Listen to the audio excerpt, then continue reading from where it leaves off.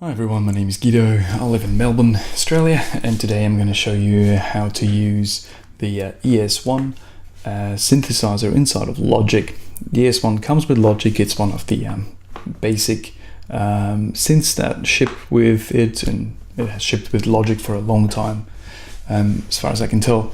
I tried to find out how to use it, so I looked it up in the Logic manual, but even though it has 1300 pages, it doesn't actually show you how to use the ES1, which is a shame really. So I googled around and I found this thing here, which is the Logic Express 9 manual. Now, Logic Express doesn't exist anymore now, I think, but it used to be the sort of less powerful brother of Logic Pro. But it did come with ES1. It didn't come with some of like the organ and the electric pianos and things like that, but it did have the ES1. So if I do search for it here, I can find that on page 33 it is actually a really good breakdown of the ES1. So I'm just gonna quickly go over that with you. All right, so here it is. It's a subtractive synth, which is what we were talking about in the lectures with Loudon. There's three parts. There's the oscillator section on the left-hand side, the filter in the middle, and the amplifier and the ADSR envelope on the right. There's also an LFO in the bottom left, but I'm not going to talk about that today. I'm just going to talk about those three sections here. Alright, so on the left hand side we've got two oscillators really. The one on the top is just a normal oscillator, and the one at the bottom is the sub. The difference between them is the sub basically just feeds 2 octaves below. So if I play a note here, and right now you can probably see that I've turned off the sub. It sounds pretty thin, but if I turn on this sub oscillator as well and I turn it to a square wave, for example, you can hear that there's a bit of depth coming in through there. There's a number of waveforms here. I'll turn off the sub again so that you can hear the difference between them.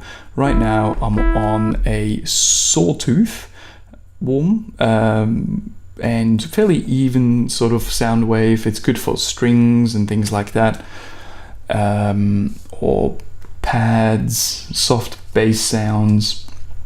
Then the triangle waveform is more sweeter sounding, a bit even softer than the triangle. It will be good for flutes and pads, that sort of stuff.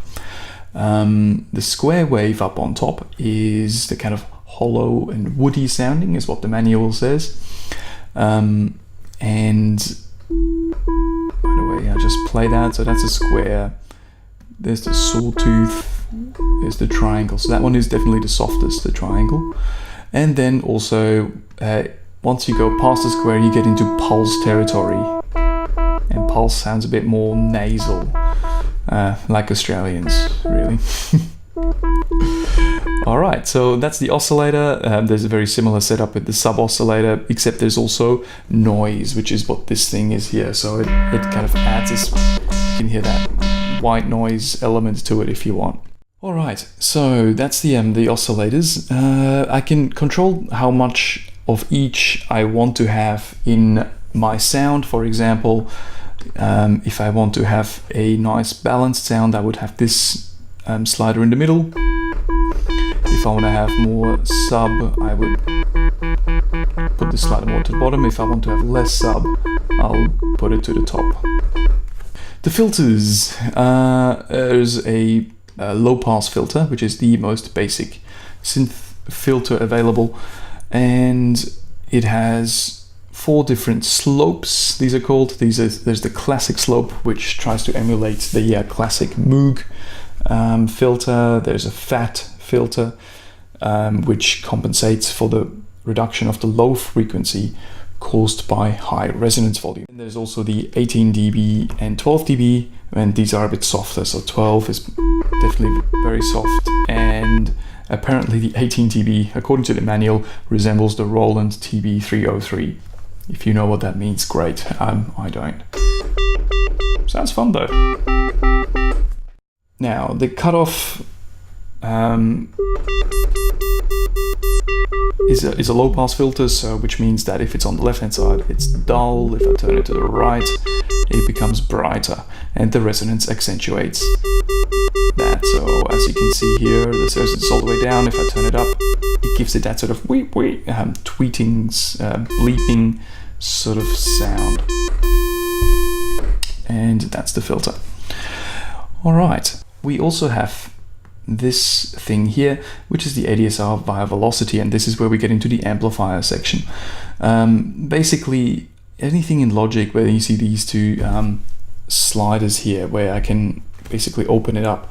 This controls the, I think dynamic range will be the right word here. The lower down this is, the more, this basically controls the pianissimo. So if I just play very softly, it lets me do that, and it lets me play a soft sound. But if I turn this up, then even if I press it just a little bit, it gives that straight harsh sound straight away. So the bigger the distance between these two, the more range I have. I'm going to play it softly and then hit it harder, more and more as I go on. Have a listen. And then back again. So the velocity controls the filter. Sorry, the ADSR, which I haven't talked about yet, and I'll get to that in a minute. So if you don't want too much variation between how hard you hit the keyboards and the way it sounds, you want to keep this fairly close together like this. Still a fair bit of difference between those sounds. I'll close it up even more. That's fairly uniform, so yeah, it's a horrible sound, but at least you've got control over it. Next is the ADSR envelope. Basic attack, decay, sustain, and release envelope. And so if you want to have for example, like a organ-like sound, and for that I'll have to turn on the mix a bit more. You would want to increase the attack time. Have a listen. Or a pad that slowly comes up. Whereas if you want to have a more percussive sound, you would probably want to have this attack time very short.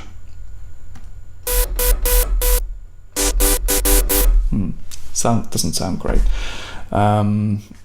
There's a few different settings that you can go into with the in the presets in the library. For example, the full range synth or the pure synth. That gives you a lot more, some great sounds.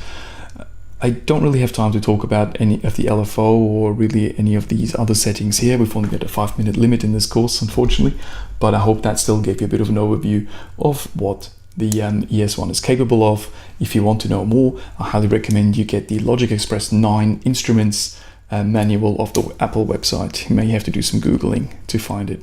All right, thank you very much for listening, and that's it. Bye.